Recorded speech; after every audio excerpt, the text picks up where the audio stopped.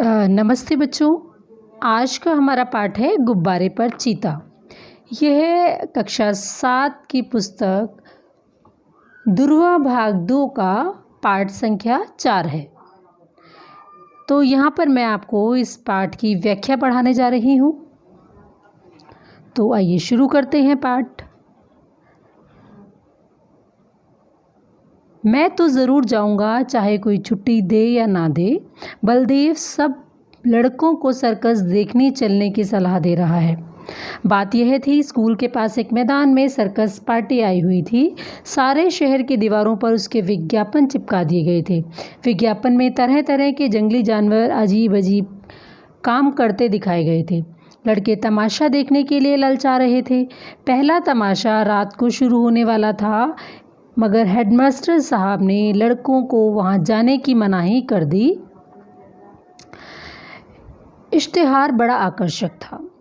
तो चैप्टर के शुरू में यह बताया गया है कि एक स्कूल है, स्कूल के पास एक मैदान में एक सर्कस पार्टी आई हुई है। तो एक बच्चा है बलदेव, वो सब बच्चों को सलाह दे रहा है कि सब हम सर्कस देखने चलेंगे। पूरे शहर की दीवारों पर सर्कस के विज्ञापन लगा दिए गए हैं, बड़े बड़े पोस्टर लगा दिए गए हैं और उन विज्ञापनों में जंगली जानवरों को अजीब अजीब तरह के काम करते हुए दिखाया गया है। लड़के जो हैं वो तमाशा देखने के लिए ललचा रहे हैं।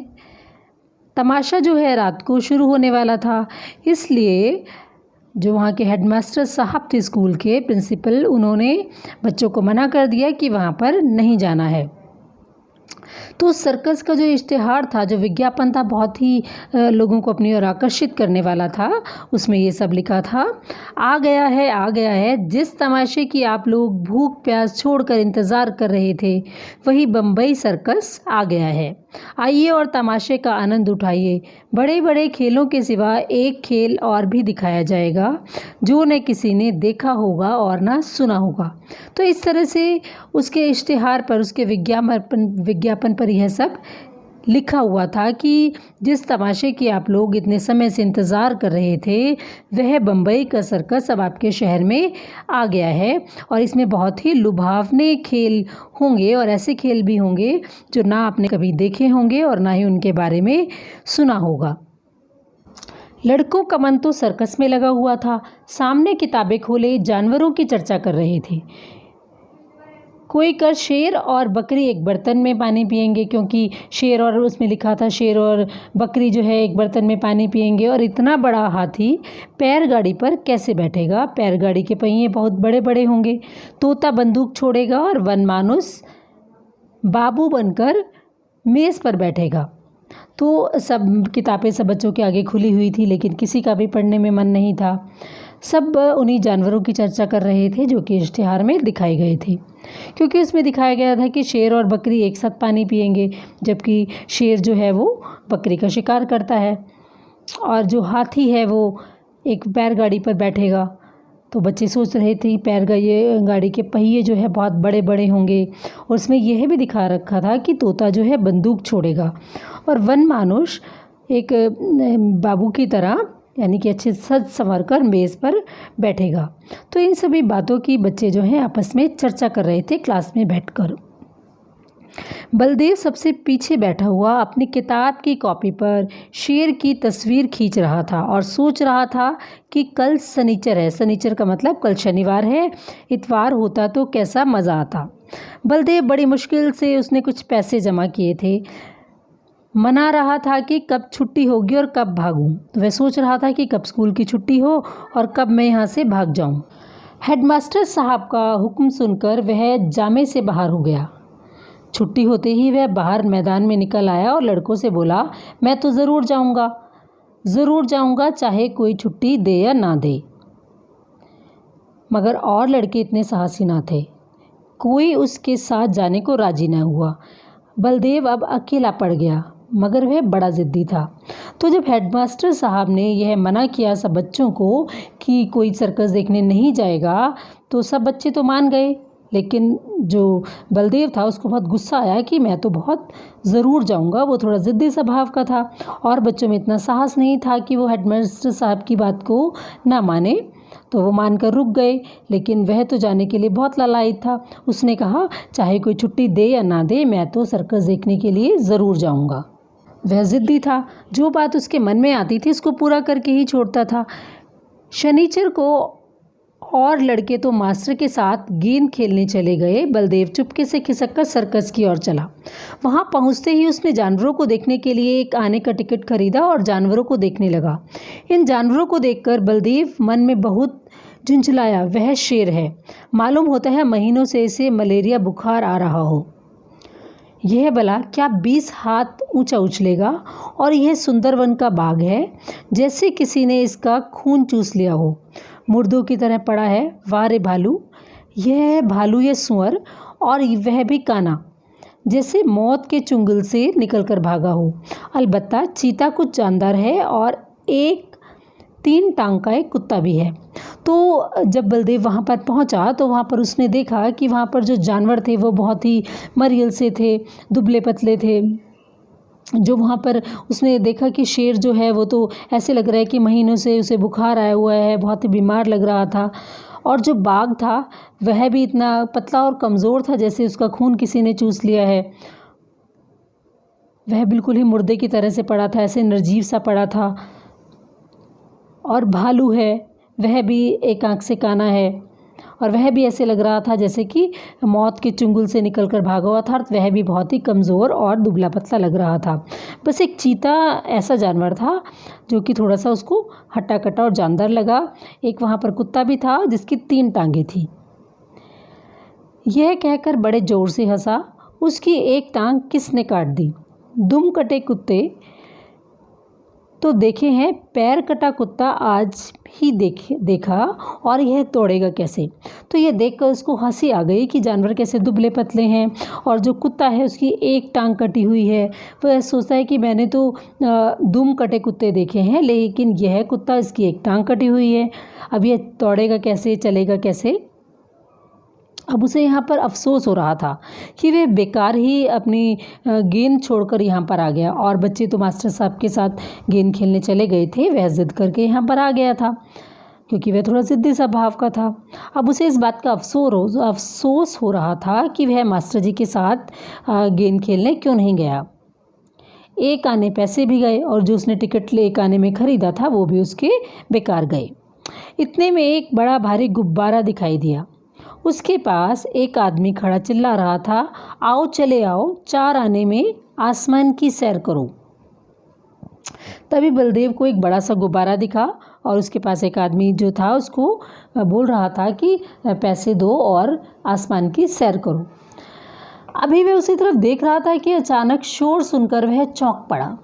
पीछे फिरकर देखा तो मारे डर के उसका दिल दहल गया था। दिल दहल गया का मतलब उसका दिल कांप गया, अर्थात वह बहुत डर गया। वही चीता न जाने किस तरह पिंजरे से निकलकर उसकी तरफ दौड़ा चला आ रहा है। बलदेव जान लेकर भागा। अब जो थी उसने अचानक उसने देखा कि जो चीता थोड़ा उसे हट्टा कट्टा लग रहा था वह पिंजरे से निकल गया है और उसकी तरफ ही दौड़ा चला आ रहा है। अब जो बलदेव बहुत डर गया और वह वहाँ से भाग निकला। इतने में एक और तमाशा हुआ। इधर से चीता गुब्बारे की तरफ दौड़ा। जो आदमी गुब्बारे की रस्सी पकड़े हुए था वह चीते को अपनी तरफ आता देखकर बेतहाशा भागा, मतलब बहुत ही तेज़ी से वह भागा। दूसरे देखा कि चीता भी उसकी तरफ आ रहा है। जो आदमी कह रहा था कि आसमान की सैर करो गुब्बारे के सहारे, तो उसने देखा कि जब चीता उसकी तरफ आ रहा है तो वह भी गुब्बारे की रस्सी पकड़े पकड़े बहुत तेज़ी से भागा। बलदेव को और कुछ न सूझा, वह झट से गुब्बारे पर चढ़ गया।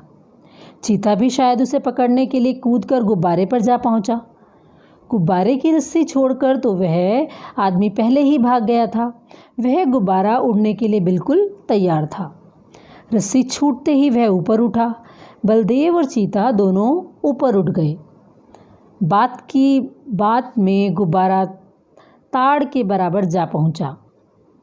बलदेव ने एक बार नीचे देखा तो लोग चिल्ला चिल्ला कर उसे बचने के उपाय बताने लगे, मगर बलदेव के तो होश उड़े हुए थे। अब जो था वो गुब्बारा जो था, उसने गुब्बारा पकड़ लिया। वो आदमी तो भाग गया गुब्बारे वाला, और वह गुब्बारा आसमान में उड़ने लगा और लपक कर उस चीते ने भी उस गुब्बारे को पकड़ लिया। इस तरह वो दोनों आसमान में उड़ रहे थे। अब नीचे जो लोग देख रहे थे वो चिल्ला चिल्ला कर उसको नीचे आने के उपाय बता रहे थे, लेकिन बलदेव बहुत घबराया हुआ था। उसकी समझ में कुछ नहीं आ रहा था। ज्यों-ज्यों गुब्बारा ऊपर उठता जाता, चीते की जान निकली जाती थी। उसकी समझ में न आता था कि कौन मुझे आसमान की ओर लिए जाता है। वह चाहता तो बड़ी आसानी से बलदेव को चट कर जाता, यानी कि उसको खा सकता था, लेकिन वह बहुत ही अपने आप ही असमंजस की स्थिति में था वो चीता कि आसमान की ओर वह कैसे उड़ा जा रहा है। मगर उसे अपनी ही जान की फ़िक्र पड़ी थी, लेकिन चीते को अपनी जान की फ़िक्र थी कि मैं अपनी जान कैसे बचाऊं। इसलिए वह बलदेव को खाना भूल गया, सारा चीतापन भूल गया। आखिर वह इतना डरा कि उसके हाथ पैर फूल गए और वह फिसल कर उल्टा नीचे गिरा। गिरते ही उसकी हड्डी पसली चूर चूर हो गई और चीता जो था बहुत डर चुका था। डर के मारे, बहुत ही घबराहट के मारे उसका हाथ पांव फूल गए और वह फिसल कर उल्टी स्थिति में नीचे गिर गया। नीचे ज़मीन पर गिरते ही उसकी हड्डियां टूट गई। अब तो बलदेव तो को चीते का डर था। अब वह फिक्र हुई कि गुब्बारा मुझे कहाँ लिए जाता है। अब उसे चीते का डर नहीं, अब वह सोच रहा था कि गुब्बारा मुझे कहाँ लेकर जाएगा। वह एक बार घंटाघर की मीनार पर चढ़ा था। ऊपर से उसे नीचे के आदमी खिलौने से और घर के घरौंदे से लगते थे। तो जब एक बार वह अपने शहर की घंटाघर की मीनार पर चढ़ा था, तो वहाँ से जब उसने देखा था तो उसको जो लोग थे नीचे, वो बहुत ही छोटे छोटे खिलौने जैसे लगते थे और घर भी ऐसे लग रहे थे जैसे छोटे छोटे घरौंदे होंगे। मगर इस वक्त वह उससे कई गुना ऊंचा था। तो यह जो इस समय गुब्बारा उसको ले जा रहा था, वह उस मीनार पर से जो जिस पर वह एक बार चढ़ा था, उससे भी बहुत ऊंचा था। तो वह बहुत घबरा रहा था कि मैं क्या करूं, कैसे अपनी जान बचाऊं। एकाएक उसे एक बात याद आई। उसने किसी किताब में पढ़ा था कि गुब्बारे का मुंह खोल देने से गैस निकल जाती है और गुब्बारा नीचे उतर आता है, मगर उसे यह न मालूम था कि मुंह बहुत धीरे धीरे खोलना चाहिए। उसने एकदम से उसका मुंह खोल दिया और गुब्बारा बड़ी ज़ोर से नीचे गिरने लगा। अब वह ज़मीन से थोड़ी ऊंचाई पर आ गया तो उसने नीचे की तरफ देखा कि दरिया बह रहा है। दरिया यानी कि नदी बह रही है। फिर तो वह रस्सी छोड़कर दरिया में कूद पड़ा और तैर कर निकल आया। तो इस तरह से बलदेव की जान बच गई। वह जो गुब्बारा था वह गैस का गुब्बारा था, उसमें गैस भरी हुई थी। आपने मेलों में देखा होगा कि गैस का गुब्बारा छोड़ दें तो कैसे आकाश में उड़ने लग जाता है, लेकिन वह गुब्बारा उसका वज़न कैसे सहन कर पाया, साथ में चीते का भी कैसे सहन कर पाया, क्योंकि वह गुब्बारा बहुत ज़्यादा बड़ा था और वह इसीलिए बनाया गया था उसमें बिठाकर बच्चों को आसमान की सैर कराई जा सके। लेकिन तब वहाँ पर परिस्थितियाँ बिल्कुल उलट गई। अब उस गुब्बारे के साथ में चीता भी वहाँ पर लटक गया। अब चीता तो घबराहट के मारे नीचे गिर गया और बलदेव जो था उसके साथ वो उड़ने लगा। अब एकाएक उसको पढ़ी हुई बात याद आ गई कि उसने पढ़ा था कि यदि गुब्बारे में गैस ख़त्म हो जाए तो वह नीचे आ जाता है। तो उसने गुब्बारे का मुंह खोला, लेकिन वह यह बात भूल गया कि एक साथ यदि वह सारी गैस निकाल देगा तो एकदम से नीचे गिर जाएगा। गैस जो है वो धीरे धीरे निकालता तो वह धीरे धीरे नीचे आता।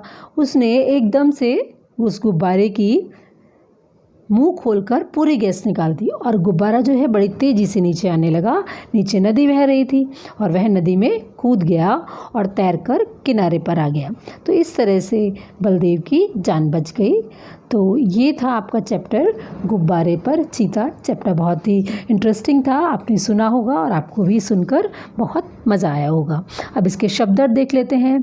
नाहक का अर्थ होता है बेकार में। दरिया, नदी, जानदार, ताकतवर, सलाह, मशवरा या राय देना, आकर्षक, दूसरों का ध्यान अपनी ओर खींचना, जामा, कपड़ा, तमाशा, मनोरंजन का खेल, इश्तिहार, विज्ञापन, बेतहाशा, तेज़ी से बिना इधर उधर देखे, फ़िक्र, चिंता, दुर्दशा, बुरी हालत, हिसाब का अर्थ होता है गणित यानी कि आपका मैथ्स। तो ये थी इस पाठ की व्याख्या जो अभी मैंने आपको बताई। सिंपल सा और इजी सा चैप्टर था, आपको एक बार में ही समझ में आ गया होगा। अब अगले वीडियो में हम इस पाठ के प्रश्न उत्तर पढ़ेंगे।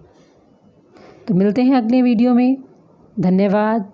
मेरे साथ बने रहें। चैनल को लाइक, सब्सक्राइब और कमेंट करना ना भूलें।